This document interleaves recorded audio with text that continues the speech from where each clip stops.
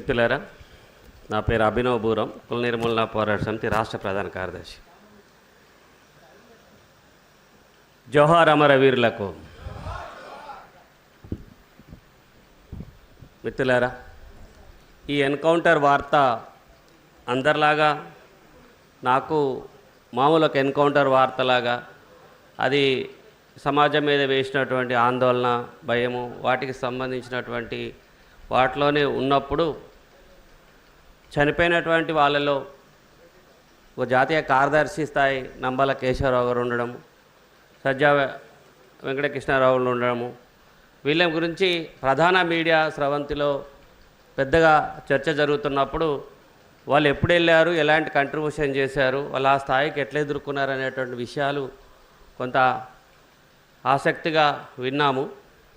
అదే సమయంలో ప్రజా సంఘాల మిత్రుల మధ్య ముగ్గురు గురించి ఒక చర్చ జరిగింది. సంగీత అనే పేరు వినడం, భూమిక అనే పేరు వినడం, వివేక్ అనే పేరు వినడం. ఈ భూమికగా చెప్పబడుతున్నటువంటి కామ్రేడ్ ముఖం కొంచెం గుర్తుపట్టేదిగా ఉండడం వల్ల ఆమె విజయలక్ష్మి అని చాలామంది గుర్తించారు. వివేక్ ముఖం కూడా చాలా వరకు గుర్తించే విధంగా ఉండడం వల్ల కుటుంబం కానీ మిత్రులు కానీ తొందరగా గుర్తించగలిగారు.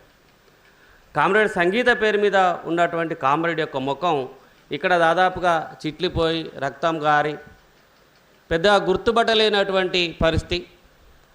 కొద్దిమంది మాత్రమే చూస్తే గుర్తుపట్టేటువంటి ఒక స్థితిలో ఉన్నప్పుడు ఇది సంగీత అంటున్నారు, బహుశా లలితేమో చూడండి అని కొంతమంది మిత్రులు చెప్పినప్పుడు చూస్తే ఒక అనుమానం, ఒక భయం, ఒక దుఃఖం, ఒక ఆందోళన వచ్చింది. కానీ ఖచ్చితంగా తను లలితే అని చెప్పగలిగేటువంటి పరిస్థితి మాకు లేకుండే.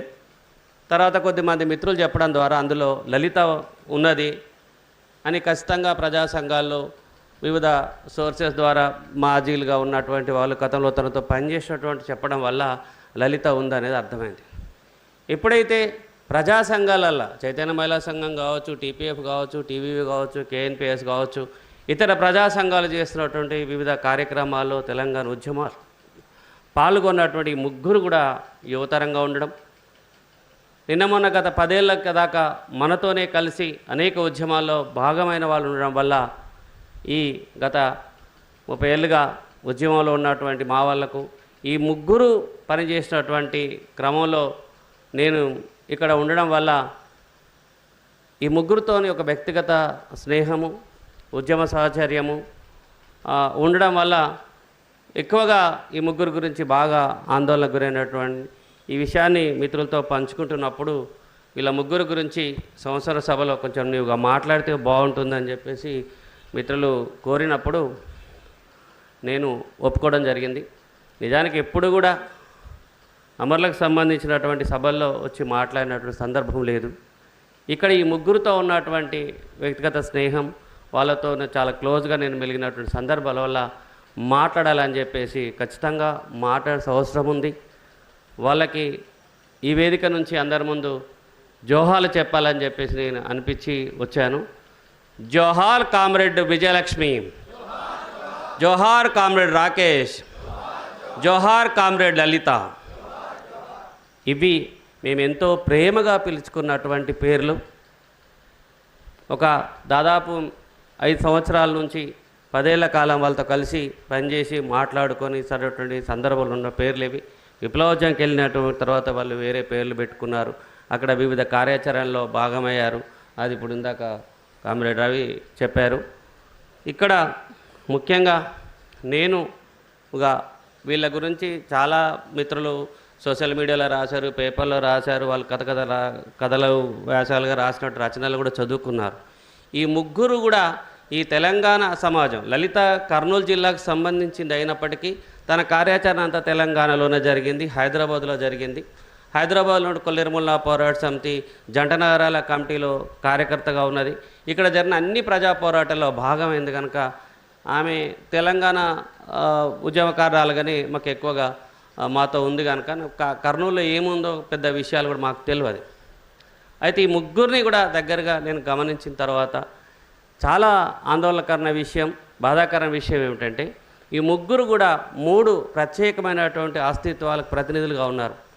విజయటువంటి గౌడ కులం నుంచి వచ్చినటువంటి అమ్మాయి, ఎక్కువ మంది ఆడపిల్లలు ఉన్నటువంటి కుటుంబం నుంచి వచ్చినటువంటి అమ్మాయి, తల్లిని కోల్పోయినటువంటి ఒంటరితనంలో తండ్రిని చాలా ప్రాణంగా ప్రేమించి కుటుంబం అన్న అక్కజెల్లెలైన అమ్మాయిన చాలా ప్రేమగా ఉండేటువంటి అమ్మాయి. ఈ సమాజంలో ఒక వెనుకబడిన కులానికి చెందినటువంటి మహిళలు ఏ రకమైనటువంటి వివక్షలను ఎదుర్కొంటారో, ఎలాంటి వేధింపులు ఎదుర్కొంటారో వాటన్నిటినీ చాలా దగ్గరగా ఉండి చూసినటువంటి అమ్మాయి.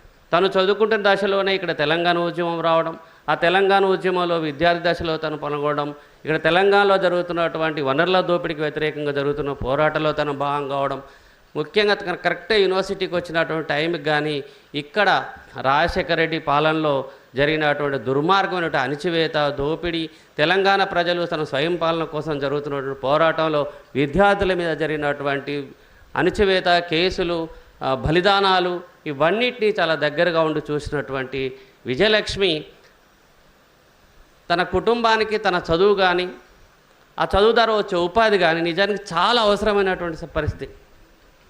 అలాంటి కుటుంబం నుంచి వచ్చినటువంటి అమ్మాయి ఒక ఉన్నతమైనటువంటి ఉద్యోగంలోకి, మంచి భద్రత కలిగినటువంటి ఉద్యోగంలోకి కానీ, చాలా మంచి మెరుగైన జీతం వచ్చే ఉద్యోగం కనుక వెళ్ళినట్టయితే ఆ కుటుంబానికి చాలా బాస్ట్గా ఉండేది.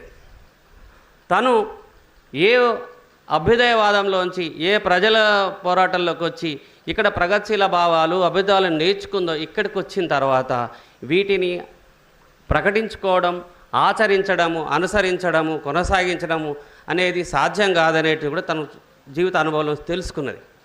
అప్పుడే జరిగినటువంటి తర్వాత విద్యార్థి ఉద్యమాలు ఏ లక్ష్యంతో మనం తెలంగాణ రాష్ట్ర సాధన కోసం చేసినామో ఆ తెలంగాణ రాష్ట్ర సాధన అనేది భౌగోళికంగా జరిగిన తర్వాత ఇక్కడ ఉన్నటువంటి ఆ అధికారంలోకి వచ్చినటువంటి ఉద్యమ పార్టీగా చెప్పుకున్నటువంటి వాళ్ళ పాలన, వాళ్ళు అనుసరించిన విధానాలు మిగతా పాలకులకి వీళ్ళకి ఎక్కడ కూడా ఏమీ తేడా లేదనిపించినప్పుడు తను ఇక్కడ వ్యవస్థ మారితే తప్ప జరగదు, ఇక్కడ పాలకులు ఇక్కడ హక్కులను కానీ చట్టాలను కానీ అమలు చేయకుండా మళ్ళీ ఇదే మన ధర్మశాస్త్రం, ఇదే మనవాద భావజాలం ఉన్నది, ఇది ఇక్కడ ఉన్నటువంటి పోరాటాలను ఒక్కదాన్ని ఉద్యోగం చేసుకుని ఆ కుటుంబాన్ని పోషించుకుంటే సరిపోదు, ఇలాంటి కుటుంబాలు ఇంకా చాలా ఉన్నాయని చెప్పేసి తను భావించిందేమో.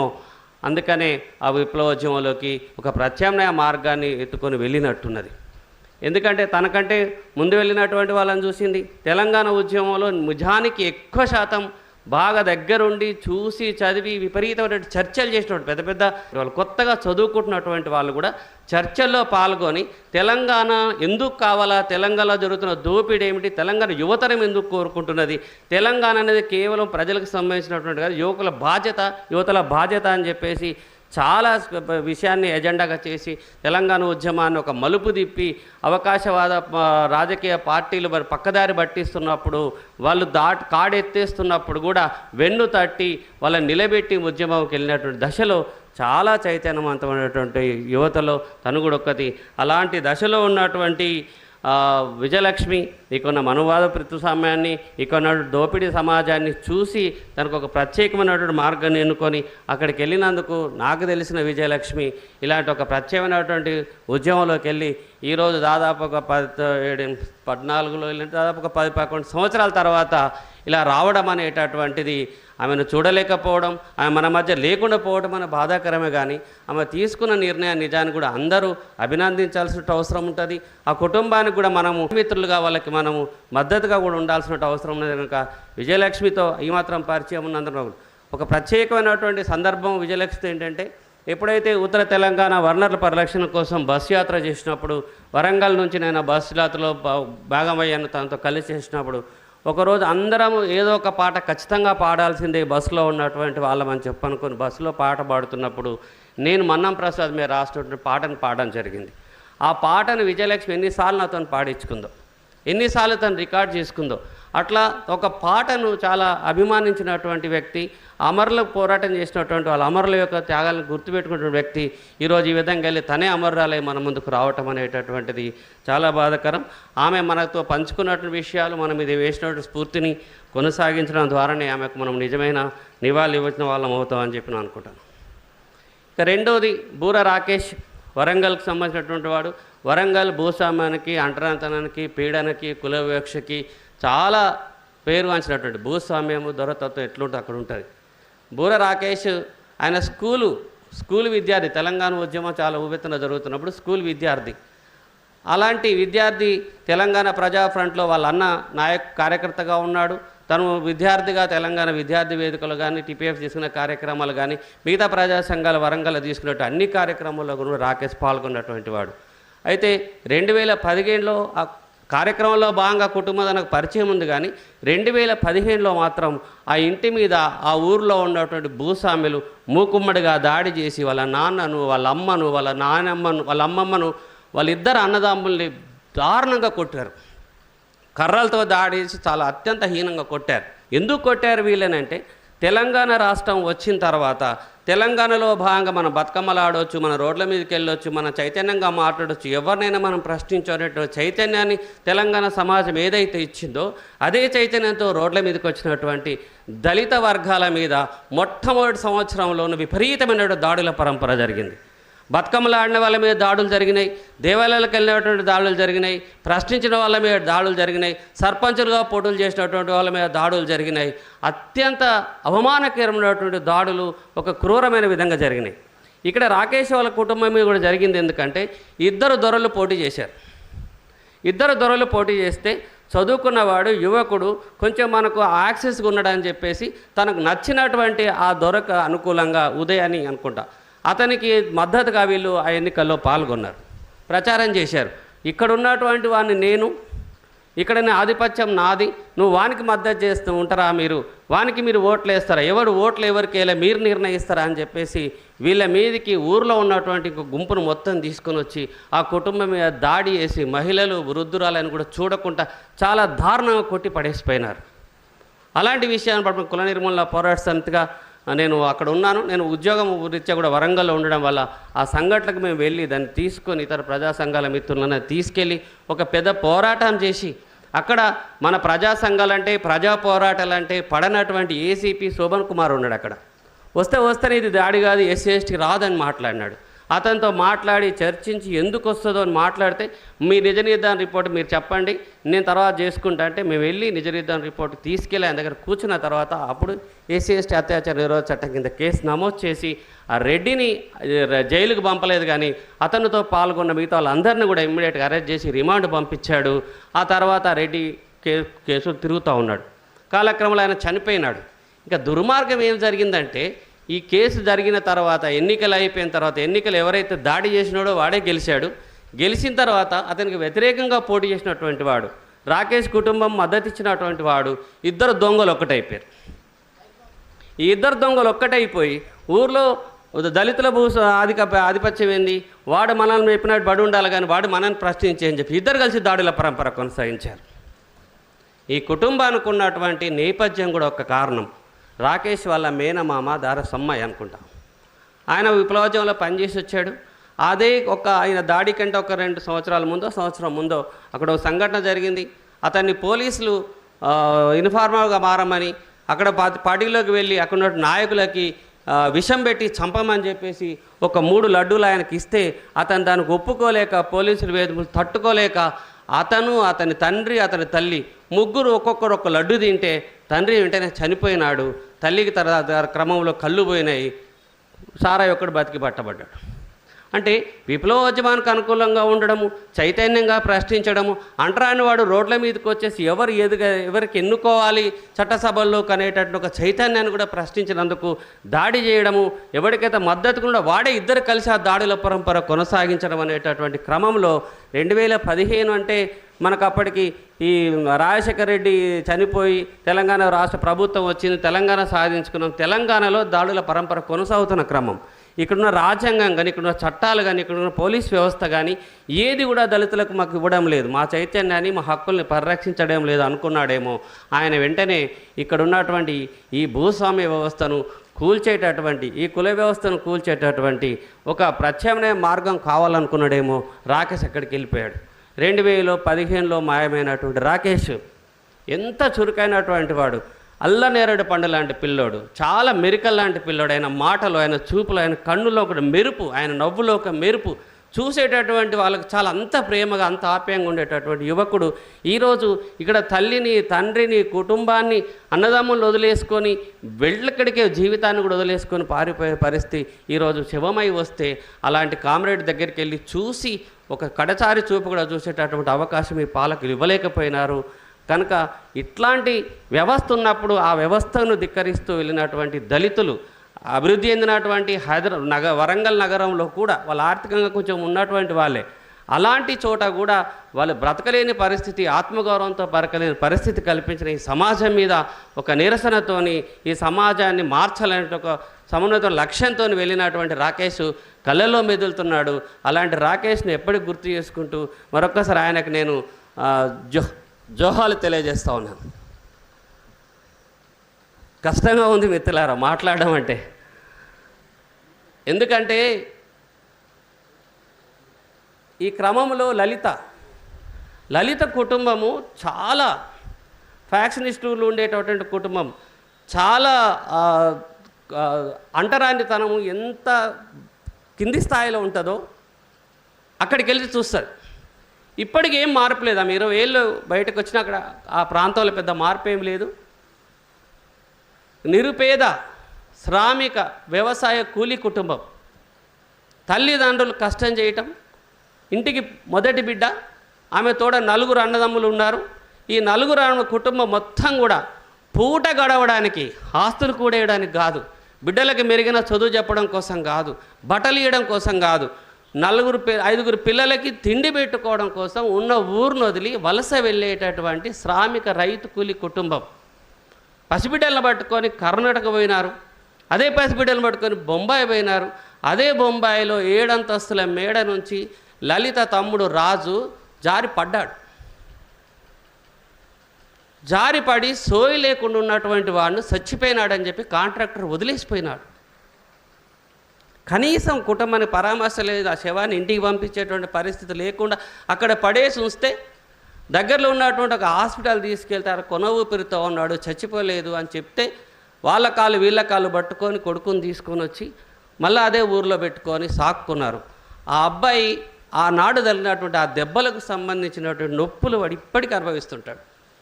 యవ్వనంలో ఉన్నప్పుడు అదే నొప్పులు అనుభవించినాడు, ఇప్పుడు అదే యవ్వనం 35 నుండి ఇప్పుడు కూడా ఆ నొప్పులను భరిస్తున్నాడు, తలనొప్పులను భరిస్తూ ఉన్నాడు.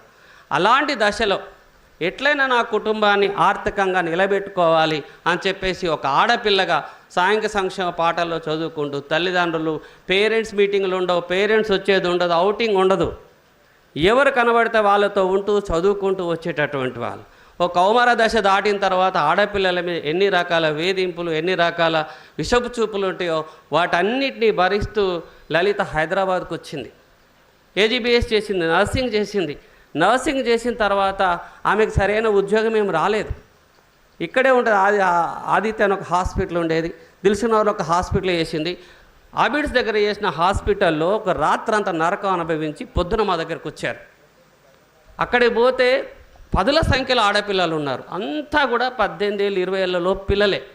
అర్ధరాత్రి వాళ్ళకి అక్కడే పైన రూమ్లో ఒక రూమ్ ఇస్తారు.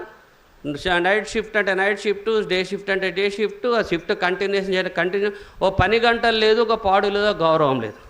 అర్ధరాత్రి ఎప్పుడో ఒక వెధ వచ్చి తలుపు కొడతాడు, పేరు పెట్టి పిలుస్తాడు, రమ్మంటాడు, భయపడి వాళ్ళ లోపల ఉంటే తలుపులు బాగుతాడు, కొడుతుంటాడు. హాస్పిటల్ యాజమాన్యం కానీ పోలీసులుగా చెప్పుకోవడం కానీ వాళ్ళే ఐక్యంగా నిలబడి తిరగబడే పరిస్థితి కానీ వాడు ఏ భాష అయినా పడతాడు, ఏమైనా అంటాడు, నిన్ను ఇట్లా చేస్తా అట్లా చేస్తా అని ఆ పిల్లల్ని భయకంపితులను చేసి లైంగిక దోపిడీలకు పాల్పడే దుర్మార్గమైనటువంటి స్థితుల్లో ఆమె ఉద్యోగం చేసింది. మరి ఎట్లా అక్కడి నుంచి మారంటే, అక్కడి నుంచి మారితే వెంటనే ఉద్యోగం దొరకదు. వెంటనే ఉద్యోగం దొరకనప్పుడు ఇక్కడ బయట రూమ్లో ఉండడానికి లేదు.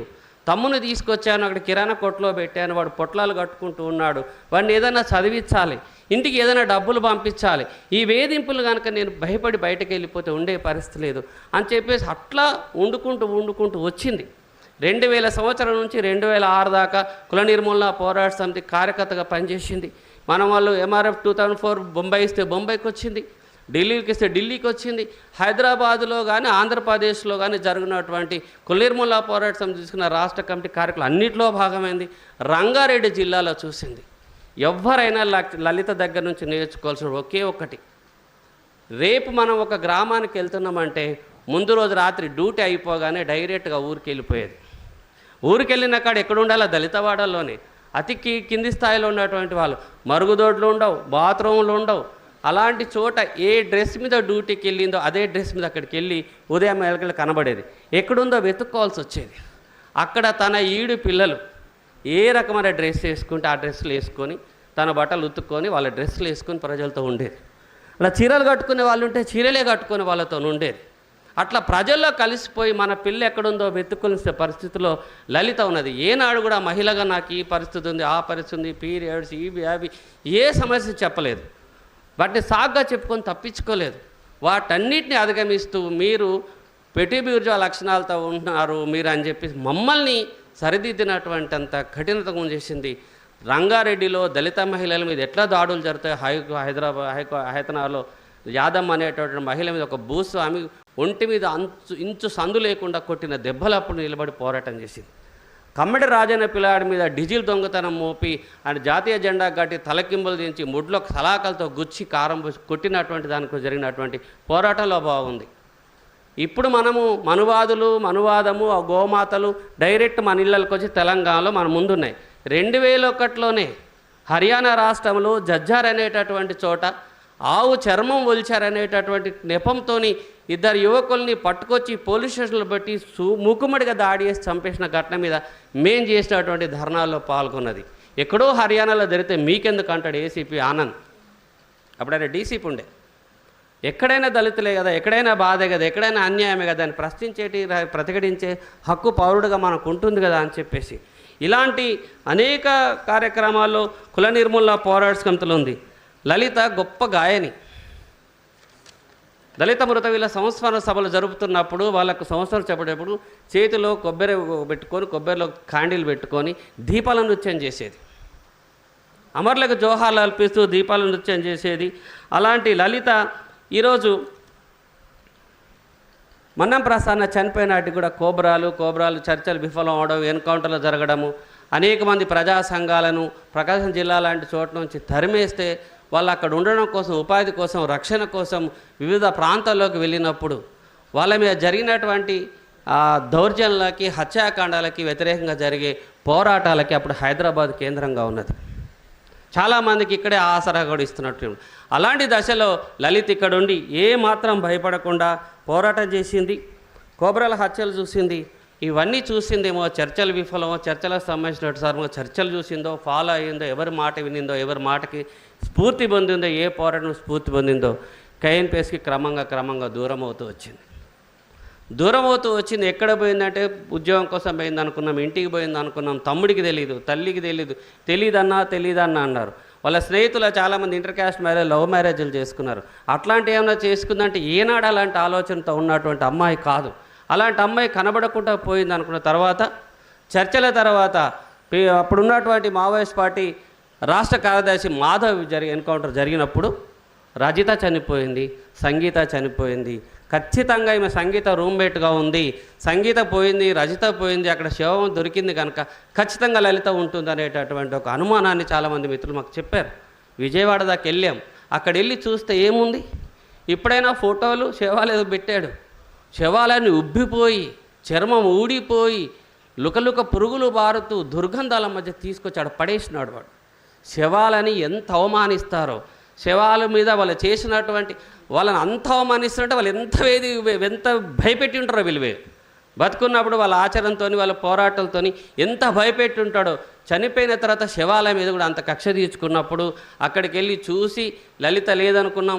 ఒక అమ్మాయి మీద చాలా బలంగా ఉండే ఆ ఫోటో చూస్తుంటే ఎక్కడో చూసి కాదనుకుని వచ్చాం. ఆ రోజు కూడా ఈ రోజు లాగానే ఎవరి బిడ్డో, ఎవరి శరీరమో ఎక్కడి నుంచి వచ్చిందో తెలియకుండా అనాథలుగా మిగిలిపోయినటువంటి విప్లవకారులు అప్పుడు ఉన్నారు, ఇప్పుడు ఉన్నారు.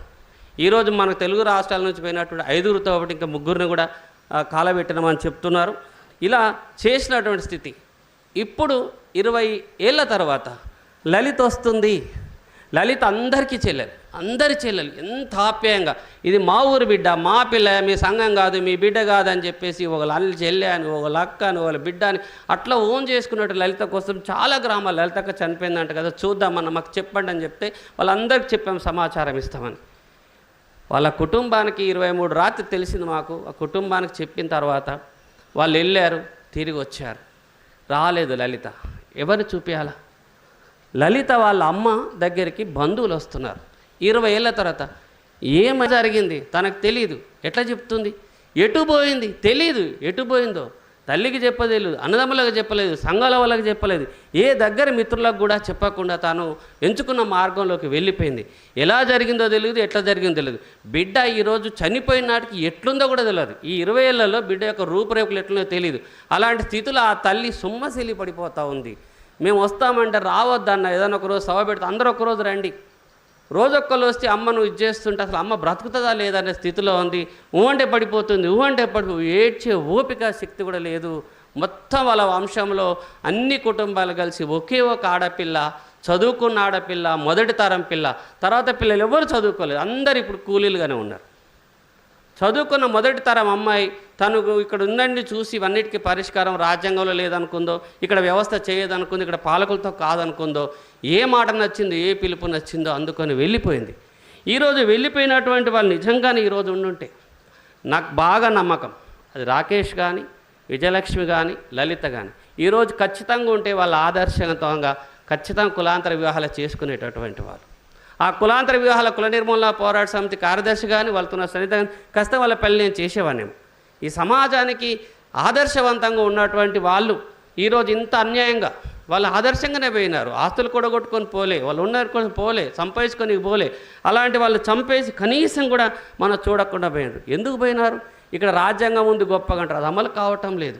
ఇక్కడ చాలా హక్కులు ఉన్నాయి, అమలు కావడం లేదు. మహిళల మీద లైంగిక వేధింపుల సంబంధించిన చట్టాలు కావట్లేదు. దళిత మీద అత్యాచారం నిరోధించడానికి చట్టాలు ఉన్నాయి, అమలు కావటం లేదు. అమలు చేయాల్సినటువంటి వాడే అణచివేత చేస్తున్నాడు. చట్టాలని రూపొందించాల్సినటువంటి వాళ్ళే వాటి రద్దు చేస్తూ తీసుకొస్తున్నాడు. భారత రాజ్యాంగాన్ని రద్దు చేస్తామని చెప్పేసి నిర్లజ్జగా ఈ దేశంలో ఉన్నటువంటి ఎంపీలు, కేంద్ర మంత్రులు, రాష్ట్ర మంత్రులు, పార్టీలకు సంబంధించినటువంటి అధ్యక్ష స్థానాల్లో ఉన్నటువంటి వాళ్ళు రాజ్యాంగ వ్యతిరేకమైనటువంటి వ్యాఖ్యలు చేస్తూ ఉన్నారు. వీళ్ళు రాజ్యాంగ వ్యతిరేక శక్తులని, వీళ్ళు చేస్తుంది రాజ్యాంగ వ్యతిరేకమని, ఈ దేశంలో ఉన్నటువంటి అంటరాని కులాల ప్రజలని అవమానిస్తున్నారని, వీళ్ళందరూ నేరస్తులు, శిక్షార్హులు అనే విధంగా మాట్లాడేటటువంటి ఎవడు లేడు. తుపాకుల గురించి మాట్లాడుతున్న, ఆయుధాల గురించి మాట్లాడుతున్నా. నేను మాట్లాడితే ఇప్పుడు ఆయుధాల గురించి. అయ్యా, కారంచేడులో దుడ్డు వందనం తలని తొలి చేసినటువంటి గడ్డపార ఆ ఊరు భూస్వామిది, కమ్మ భూస్వామిది. అలాంటి గడ్డపారలు ఇప్పటికీ దళిత వాడల్లోకి వస్తున్నాయి. అక్కడ ఉన్నటువంటి చుండూరులో తలలు తెగ్గోసి ముక్కలు ముక్కలుగా నరికి గోతాం సంచుల్లో కట్టి తుంగభద్ర నదిలో తొక్కినటువంటి గొడ్డళ్ళు, ఈటెలు ఇప్పటికీ తెలంగాణ రాష్ట్ర వ్యాప్తంగా వస్తున్నాయి, ఆంధ్రప్రదేశ్ రాష్ట్ర వ్యాప్తంగా వస్తున్నాయి. శ్రీరామనవమి రోజు, వినాయక చవితి రోజు, హనుమాన జయంతి రోజు పెద్ద పెద్ద మారణాయుధాలు, తలువార్లు, కత్తులు, త్రిశూలాలు పట్టుకొని ఊరేగిస్తున్నారు. ఆ త్రిశూలాలన్నీ శోభయాత్ర అయిపోగానే దళితుల వాడల మీద నరుకుతున్నాయి. ఎవరైతే అంబేద్కర్ చెప్పినట్టుగా ఇక్కడ కుల నిర్మూలన జరగాలి, అంటరాంతనం నేరం, అంటరాంతరాన్ని పాటించినటువంటి వాళ్ళను శిక్షిస్తాం, కులాంతర ప్రేమ వివాహాలు కుల నిర్మూలనకు దోహదం చేస్తాయని చెప్తే మహనీయులు చెప్పినటువంటి వాళ్ళు, మేము చెప్పినటువంటి మాటలు విన్నటువంటి ఆదర్శవంతమైన యువత కులాంతర ప్రేమ వివాహాలు చేసుకుంటున్నారు. ఈ దేశంలో ఉన్నటువంటి పితృస్వామ్యం ఎంతుంటుందో, తల్లి, బంగారు తల్లి, మా అమ్మ, మా ధనలక్ష్మి, మా ప్రేమలక్ష్మి అని చెప్పుకున్నటువంటి కుటుంబము కులం తక్కువని ప్రేమించింది అనగానే పీకలు బిసుకు చంపుతున్నారు.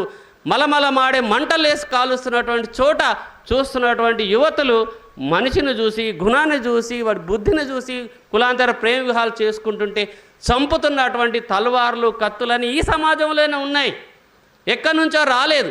ఈ తలవార్ల సంస్కృతిని, కొబ్బరి బొండాల సంస్కృతిని ఈ ప్రైవేట్ సైన్యం చేస్తున్నటువంటి ఈ మారణాయుధాలని ఆపడం కోసం ఈ రాజ్యం దగ్గర ఏమన్నా చట్టం ఉందా? ఉంది కదా. ఫ్యాక్షనిస్టులు రావచ్చు, బజరంగ దళ పేరు మీద రావచ్చు, శివసేన పేరు మీద రావచ్చు, రణబీర్ సేన పేరు మీద మా ఊర్లోకి వచ్చి రావచ్చు. ఫ్యాక్షనిస్టులు మా ఊరికి వస్తారు. మా ఊర్లో భూస్వాములు అంతా మనోభావాలు దెబ్బతిట్టి వాళ్ళు కత్తులు పట్టుకొని మా మీదకి వస్తున్నారు, మా బిడ్డలు నరికి చంపుతూ ఉన్నారు, దొరికిన ఆడపిల్లల్ని అత్యాచారాలు చేస్తూ ఉన్నారు. ఈ ఆయుధ సంస్కృతిని ఎవడు ఆపాలి? ఖచ్చితంగా ఈ సమాజాన్ని ఎంతో ఆదర్శవంతంగా తీర్చిదిద్దేటటువంటి వాళ్ళు. ఈ దేశం మీద, ఈ దేశం పెట్టుకున్న చట్టాల మీద, ఈ దేశం రూపొందుకున్న రాజ్యాంగం మీద, ఈ దేశంలో ఎందరో మహనీయులు వేసినటువంటి స్ఫూర్తివంతమైనటువంటి విషయాలు చదువుకొని పెరియార్ కావచ్చు, బాబాసాహెబ్ కావచ్చు, మావో కావచ్చు, మాస్ కావచ్చు, లెనిన్ కావచ్చు, ఇంకెంతరో మంది పెరియార్ కావచ్చు, సావిత్రిబాయి ఫూలే కావచ్చు, వాళ్ళ ఊర్లో ఉన్నటువంటి ఎందరో మంది పెద్దల యొక్క బుద్ధిని నేర్చుకొని ఆదర్శవంతంగా బతికినటువంటి వాళ్ళు తలుచుకుంటే వాళ్ళ చదువుకి మంచి ఉద్యోగం వచ్చేది, భద్రత ఉండేది. భద్రమైన ఉద్యోగం కూడా వదులుకొని వాళ్ళు ప్రత్యామ్నాయం ఆలోచించారంటే మీ రాజ్యాంగాలు, మీ చట్టాలు వాళ్ళు ఆపలేకపోయినాయి. ఏ రాజ్యాంగానికి బదులు మన ధర్మశాస్త్రం అమలవుతున్నదో, ఏ రాజ్యాంగం దగ్గర మనువు కూర్చున్నాడో, ఏ శాసనాల దగ్గర మనువు కూర్చున్నాడో ఆ మనువును మీరు సంఖలో కూర్చోబెట్టుకున్నారు, పెట్టుబడిదారులు పోషిస్తూ ఉన్నారు. ఈ పెట్టుబడిదారులను చూసి మాకు భయం అవుతున్నది, మనువు చూసి మాకు భయం అవుతున్నది. ఆడపిల్లగా రక్షణ లేదు, 3 ఏళ్ల పాపకు రక్షణ లేదు, 4 ఏళ్ల పాపకు రక్షణ లేదు, 70 ఏళ్ల వృద్ధురాలకి రక్షణ లేనటువంటి స్థితి ఈరోజు భారతదేశంలో. బట్టలు పూరేగించే సంస్కృతి మన ధర్మశాస్త్రంలో ఉన్నది. తల తెగ్గొడం మన ధర్మశాస్త్రంలోనే ఉన్నది. మంతన అంగాలు కోసారు మన ధర్మశాస్త్రంలోనే ఉన్నది. ఈ మన ధర్మశాస్త్రాన్ని ఇంత ఇదిగా చేస్తే చంపినటువంటి వాళ్ళను వదిలేసి బాధితుల చుట్టూ తుపాకులు పట్టుకొని పోలీసులు నిలబడతా ఉన్నారు. శాంతి ప్రదాత, ప్రపంచానికి శాంతి బోధించిన బుద్ధుని విగ్రహాన్ని ఎత్తికెళ్ళి పగలగొట్టి ఇచ్చేస్తే అక్కడ రాళ్ళబోరేగాంలో నిర్మల్లో పోరాటం చేస్తుంటే కట్టే వాళ్ళని వదిలేసి బాధితుల చుట్టూ పోలీసులు మోహరిస్తే వాళ్ళు తంతుడి వీళ్ళు రక్షణగా నిలబడ్డారు. న్యాయం కావాలని చెప్పి వీళ్ళ మేము రౌండ్ టేబుల్ చలో బోరేగాని పిలిపిస్తే 300-400 మంది పోలీసులు తుపాకులు పట్టుకొని మా చుట్టూ వాళ్ళ పహారా చేస్తూ మళ్ళీ భయపెడుతున్నారు, వెళ్ళిపోతారు లేదా అని. వాళ్ళ విన్యాసాలు చూసి మేము భయపడే పరిస్థితి, కేసులు పెడతామని భయపెట్టే పరిస్థితి ఉన్నది. ఇంత దుర్మార్గమైనటువంటి వ్యవస్థ, ఏ వ్యవస్థ మీద, ఏ దేశం మీద మేము ప్రేమతో ఉన్నాము. మేము దేశభక్తులము, నిజమైన దేశభక్తులు. ఈ దేశం అభివృద్ధి కావాలని కోరుకునేటటువంటి వాళ్ళు, ఈ దేశం యొక్క నిర్మాణం కోసం పోరాటం చేస్తున్నట్టు, అవసరం ప్రాణాలు త్యాగాలు చేస్తున్నటువంటి వాళ్ళం. అలా త్యాగాలు చేస్తున్నటువంటి వాళ్ళు కూడా ఇక్కడ ఉన్నటువంటి ఈ అప్రజాస్వామిక శక్తులు, దోపిడీ శక్తులు, మనువాద శక్తులను వాళ్ళ దాడుల్ని వాళ్ళు తట్టుకోలేక పారిపోయే పరిస్థితి తీసుకొస్తున్నారు. ఇలా కనుక మీరు పారిపోతే ఇప్పుడు లలిత తన స్నేహితురాలి పేరు సంగీత పెట్టుకున్నట్టు, రాకేష్ తెలంగాణ ఉద్యమకారుడి పేరు వివేక్ పెట్టుకున్నట్టు, విజయలక్ష్మి తనకు నచ్చిన భూమిక పెట్టుకున్నట్టు, ఇంకెవరైనా ఒక కామ్రేడ్ రాకేష్, కామ్రేడ్ లలిత, కామ్రేడ్ విజయలక్ష్మిలు తయారవ్వకుండా మాత్రం చూసుకోండి. అప్పుడే దేశం బాగుపడుతుంది. Thank you.